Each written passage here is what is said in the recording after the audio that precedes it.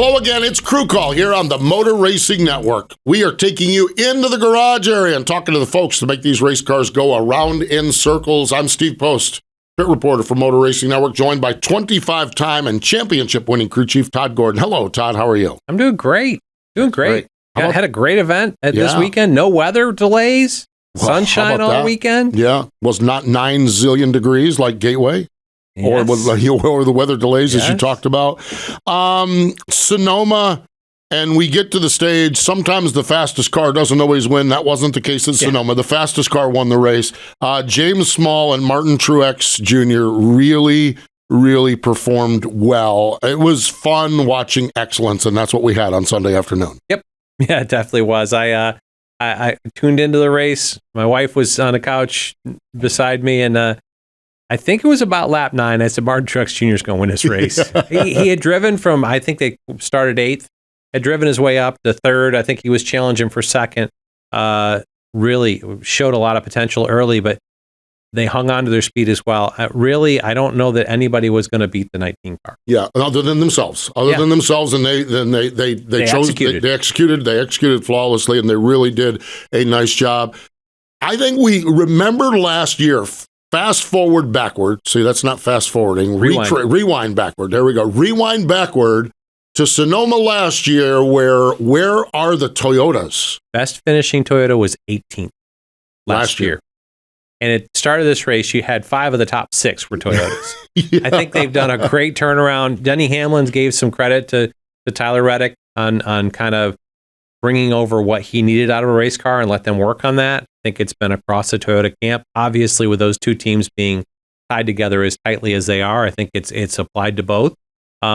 They've definitely stepped their game up and a far cry from where they were a year ago at Sonoma. So kudos to everyone at the Toyota camp, that's for sure. A couple other things that kind of stand out. And if we're not on here talking about Ricky Stenhouse Jr., we're talking about Front Row Motorsports and Michael McDowell. And by the way, Ryan Bergenty is going to join us here on the program from up at Front Row Motorsports.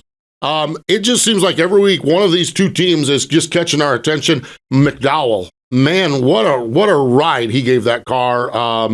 Had a little problem on the pit stop at the end, and he put his head down and drove right back through the field up to a 6th place finish. Pretty strong effort for that team. Yeah, a great day for those guys. And the pit stop issue, I went back and looked at this one and kind of did a deeper dive into it. This was, they had a tire getaway on the racetrack at Charlotte at the Coke 600.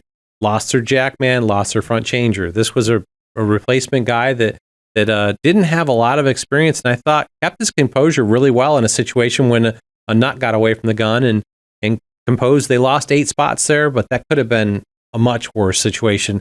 But to your point, we looked at Michael last year being competitive here and having a shot at winning. I think all day long he was in that top 3 or 4 cars and came down 3rd there, came out, I don't know, 11th, I think it was, and 3 cars stayed out, but then drove his way back to a great finish. Right.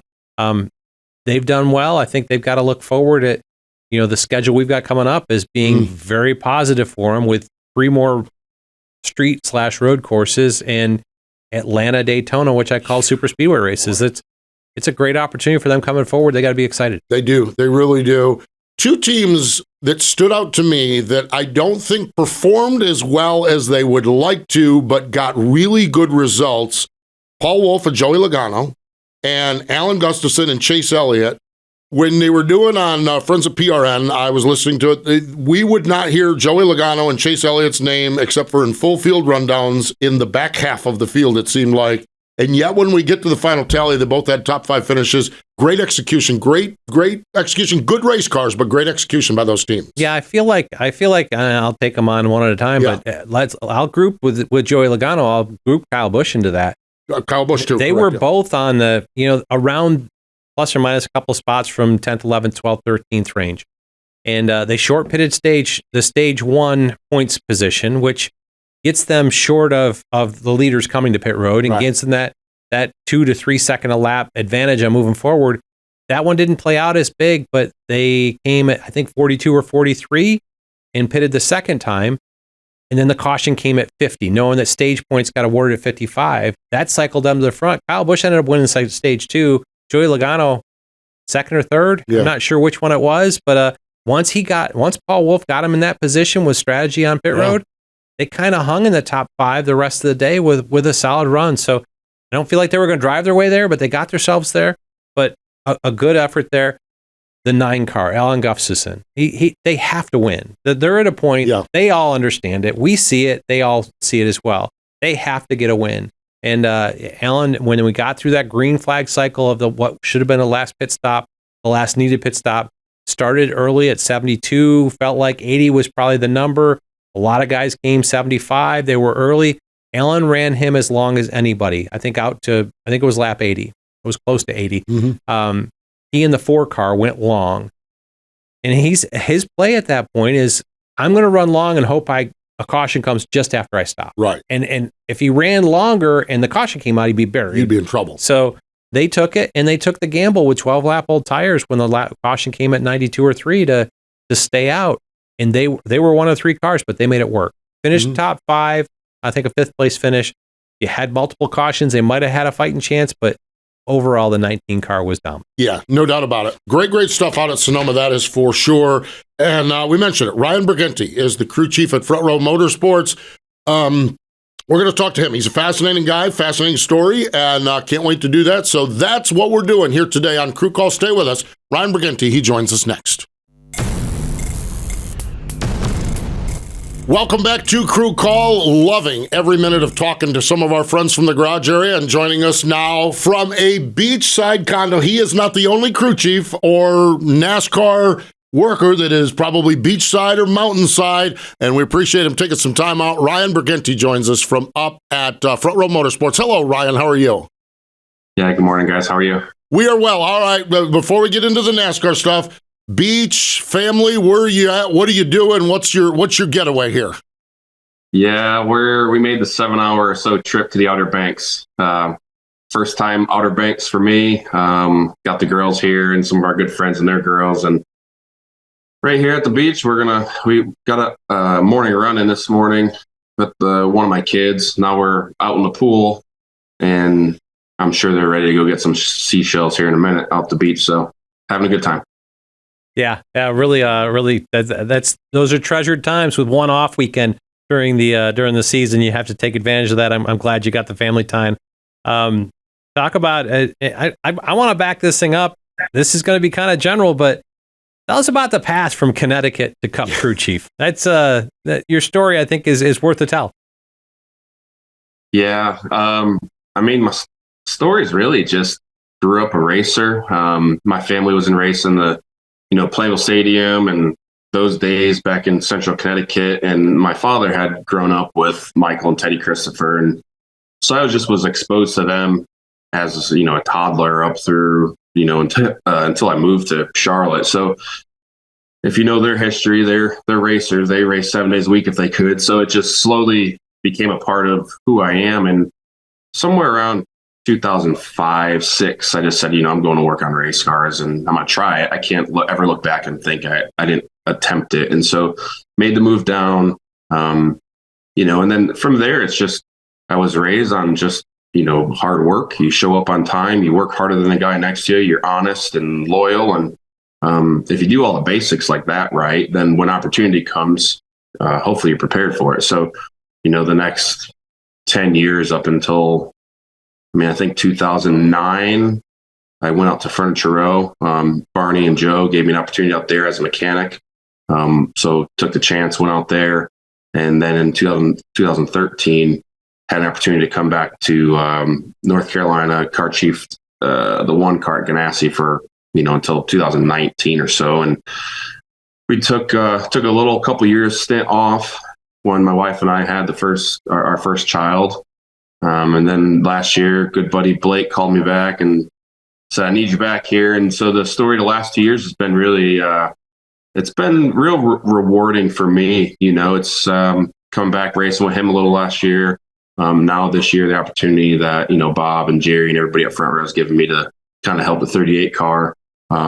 It's a dream come true. So I'm trying to do my best, to be a good leader and a good role model for, the company. And it's been a good year. We're still working hard to get better in a lot of areas, but for sure it's my story's been good, and we're at this point now. Ryan, we're going to talk a lot about Front Row because what you guys are doing up there is amazing. What you did last year there and what you guys are doing now might even be a little bit more impressive. But I am always curious, and those that are not familiar with the history of the sport, Furniture Row is a fascinating step in so many people's journey because everything is based in North Carolina. And Barney Visser was vehement that he was going to base a team in Denver, Colorado. And when you decided to go to Barney Visser's, you weren't worried. You were all in. The decision to go do that, what is that like for a mechanic based in Charlotte to uproot to go where there's no fallback plan? There's no shop down the road that you can roll your toolbox to if you get disgruntled there. What's that decision process like for you and so many others that had great experiences out there? Yeah, I think, I mean, for myself, I don't know if it was that tough of a decision. Yeah. Mainly because it was the front side of my career and you're kind of just looking for opportunity and stuff like that. So the timing of it was right. I wasn't married, didn't have a girlfriend at the time, had pretty much nothing other than my toolbox and a little apartment. So the risk was easy for me to take. And I mean, the fascinating story for me about Furniture Row, it is really not about the racing. It's about Barney himself as a person, right? Once you get to know the kind of person he was and how he carried himself, how he treated his employees from the ground floor up. He used to come in the shop there and Joe's office was right around the corner and he'd hook a left every day he'd come in. He'd hook a left and he'd go see the guys washing parts. And he really, that was probably the most instrumental thing for me in my career being out there is just seeing how he carried himself. And I've tried to look at that side of it, how to better myself moving forward in my career. The race car stuff is what it is, right? We all work hard to do good in racing, but to separate yourself from that and to figure out what that next level in the industry is, it's really about people. So the Furniture Row stint I did is really good. Obviously I left in 13 right when Martin got there and had the opportunity at Ganassi to come back this way. And so, in hindsight, you'd probably say, be nice to stay out there. They had a couple good year stint there, but what I take out of it and what I've learned out there and where I'm at now in my career, it's all, it was a really good experience. I'm thankful for what Barney and Joe and everybody out there did. And I wish they were still around. It was a really good operation he had. So, but we all move on and he's enjoying Colorado and his family now, and we're back over here racing. Yeah, really cool. And you talk about your path, taking a year off and getting out of the sport. How hard was it to drag you back into it for Blake? Not that hard. No, I'll be honest with you. We moved back to Connecticut for 2 years, and honestly, I was probably racing more with little Michael Christopher Jr. and all my buddies back up there. Right, my dad's shop's only two doors down from where Teddy's shop is, where Michael is now, and so it was pretty easy for me to come back merely because I was putting more hours in going to Stafford and working on modifieds. My wife's like, "When are you coming home?" And it's 10 o'clock at night, and you just you're helping buddies and good buddies with Keith Rocco and them, and he has a big program he's doing really well with up there with rental cars and stuff, and so. I just kind of put my foot into that. And what we did is we committed to 2 years. And when Blake had called, we were 3 days past the 2-year window. So my wife and I already started having talks a couple days prior of, do we want to stay here? And what's the long-term best, healthiest opportunity and situation to put our family in? And Blake called, and it was kind of a joke because he was doing some shock stuff for me up there. And I was expecting him to tell me I didn't pay a bill or something like that. But he just kind of told me what was going on. And I talked to the wife about it, and the opportunity to race with him, it was a lot of fun. And so we just jumped on board, and we love Charlotte. Charlotte's where we're home. So we're back. Yeah. Really cool. Really cool. You talked about Barney and having the whole team atmosphere and being around with the guys. Came in as a car chief at the 34 last year. Now you're the crew chief of the 38. Leaves you a lot of relationships throughout the shop. That's got to help kind of keep the shop together and you tied in with everybody, right?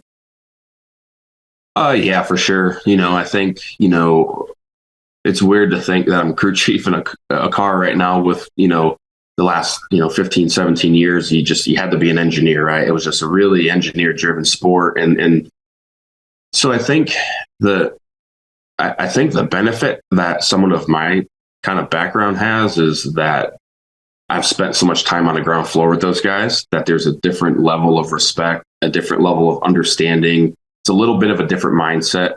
And at the end of the day, you're really just trying to accomplish the same thing, right? Like you're just, you're looking to build fast race cars. You're looking to go to the racetrack and be the best car there.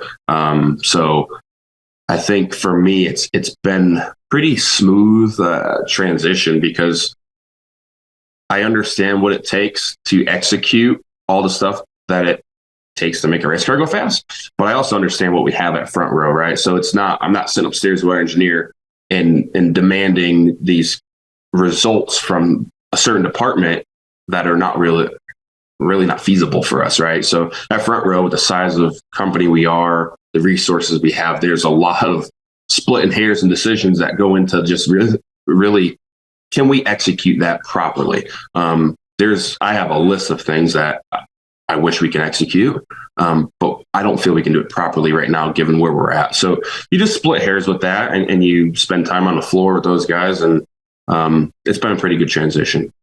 Ryan, you talk a lot about Blake Harris. He was crew chief. You were car chief on that team last year. Blake gets an opportunity to go to Hendrick Motorsports. Great opportunity for him. You find yourself jumping to the other team and enter Travis Peterson, another engineer. That dynamic of co-crew chiefs with you. You've talked about not being an engineer. Travis, engineer. How does that dynamic work between the two of you?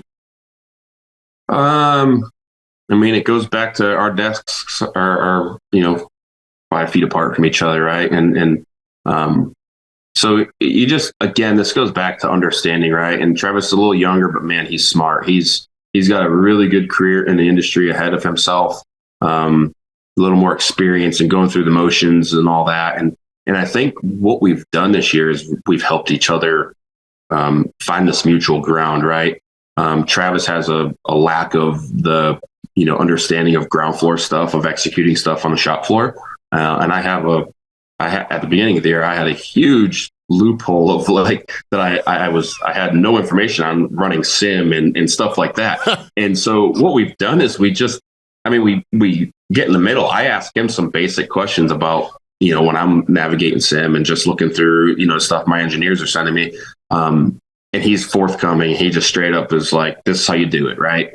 And it's vice versa. So he'll come to me and say, hey, I have an idea, from an aero side or a production side on the ground floor. And we just talk about it. And at the end of the day, we're trying to build better race cars.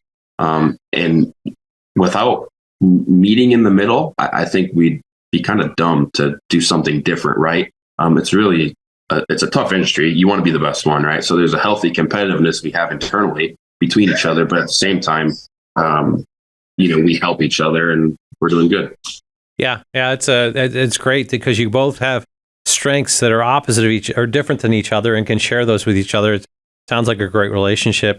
As you look at through the season so far, I was looking back through it, but I think over half of your races you finished in the top 15, and that's I think that's an accomplishment for me. Looking at it, I feel like that's something that you guys have continued to grow this 38 team forward.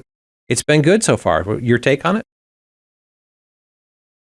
Yeah, this is a tough week to look back on our results because Sonoma was a disaster. Yeah. I always say I've had a bad history, no matter where I've been in the sport, of going into off week and having a bad week. So, oh boy.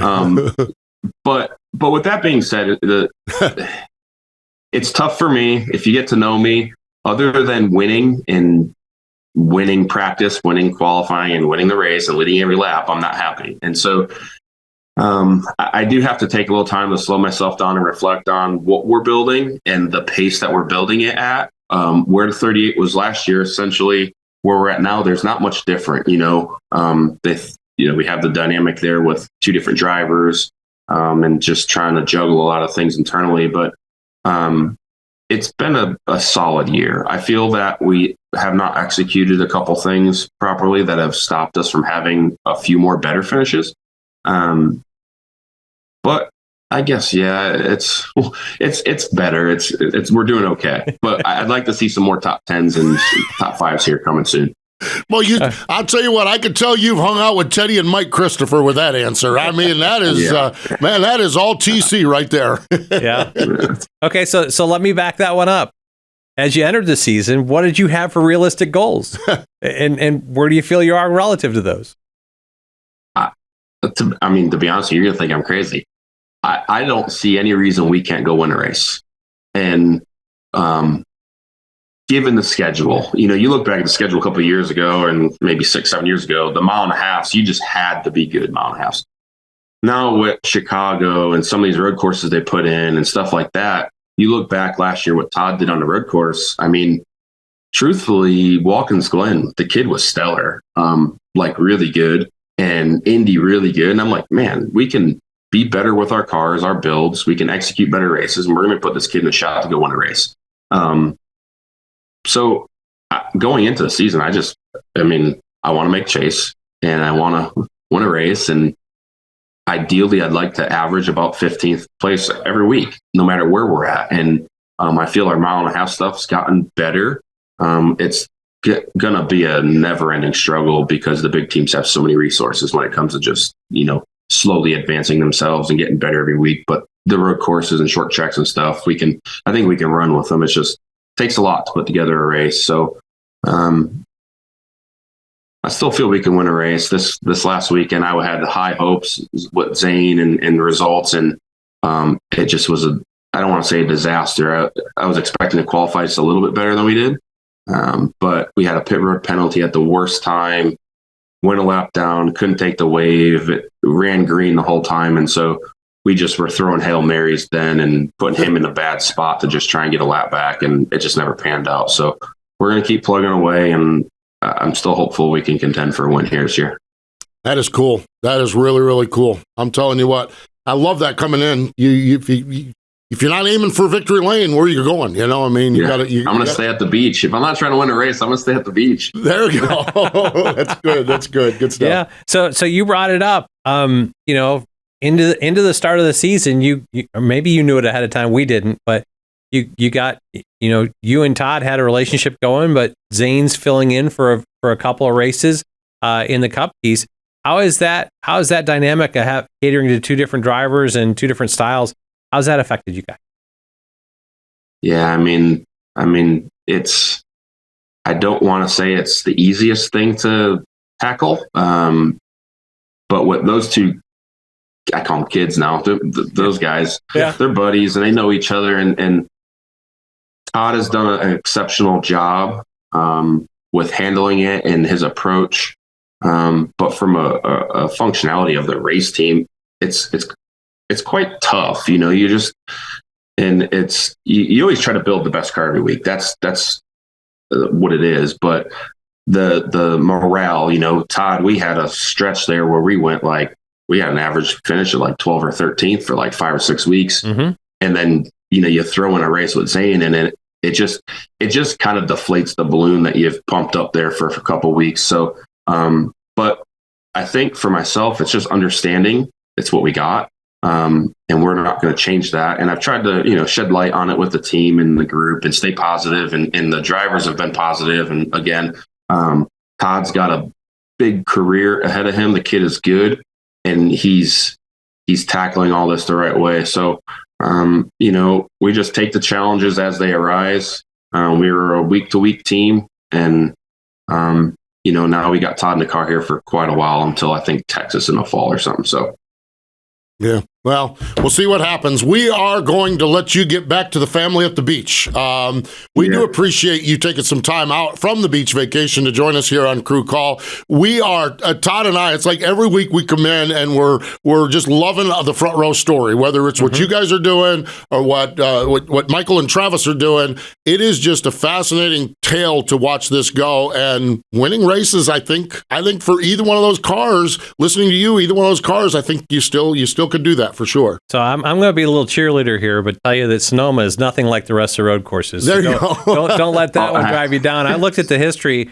We had fourth place finish at Indy last year, and really ran up there most of the day.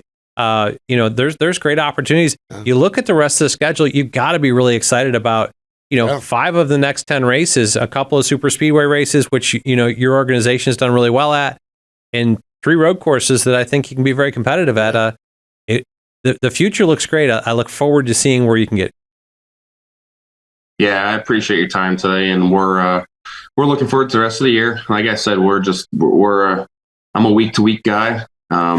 This week's the beach, next week is Nashville, and we're trying hard. And everybody at Front Row deserves a little kudos, from myself and just everybody in general, because we're a small group, we're a fun group, and they've just anytime we've asked them to, turn a sharp corner and deliver something, they've done their best and they've done a good job. So, thank you to everybody there and all our partners and stuff like that. So, it's a good season so far, but I want to be back on here talking about a win soon. So we'll do that. We always talk to first-time crew chief winners, so we're going to do that as the season unfolds. Ryan, enjoy the rest of the week, enjoy the family, and thanks for joining us here on Crew Call. Awesome. Thank you. Have a good afternoon, guys. There we go. Ryan Bergenty joins us here on Crew Call. Stay with us. More in just a moment. Welcome back. It is Crew Call here on the Motor Racing Network. Todd Gordon and Steve Post. And I joke around with all my friends. I was talking to some radio stations here this week, and I said all my crew chief buddies, all my crew guy fans are going to have beach pictures and mountain trips. And we started right off with Crew Call from Ryan from the beach. I love it. I think it's great. I love that you took time out of the beach, family time, to whittle out 20, 30 minutes for us. So really cool. And his story and where they're going, being involved, where he was, going back home, spending a couple of years, the kind of lure back. We'd heard it from Blake that he called him to bring him back. Good to hear this side of the story. Yeah. I think we live in, this is way big picture stuff. We live in a society where you have this trajectory, this straight line trajectory in the career. If it's in motorsports, it's the state line trajectory to get to become crew chief or competition director or whatever that role is at the top of the pecking order. And I just find it fascinating sometimes just taking a 2-year time out to move back to Connecticut to work on modifieds may be one of the biggest and best steps in the whole process to get you back to where you need to go. Let's refocus. Yeah. And like he said, he worked harder doing that than... Yeah. And you do that, those modifieds up there. Guys. Oh gosh, those guys are, and they are. He talked about the Christophers, and they're diehard racers. That is hardcore right there. That is 24/7, baby. That really is. So it's good. Yeah, great story, great stuff. And I think he brought up. I like the points he made because I wanted to ask that question about your path. But show up on time, show up early, work harder than the guy next to you, have a positive attitude, and look forward. Yep. And that's life, right? Yeah. And those are the things that those people find success because they're there to make it. Yep, absolutely. Even when you move to Connecticut, someone remembers that from Denver, Colorado to call you to move to North Carolina. Yes. That's pretty cool right there. It is. Pretty cool stuff. Great story. Great story, that's for sure. NASCAR, an off weekend. The off weekend for the Cup Series, no doubt about it. Man, oh man.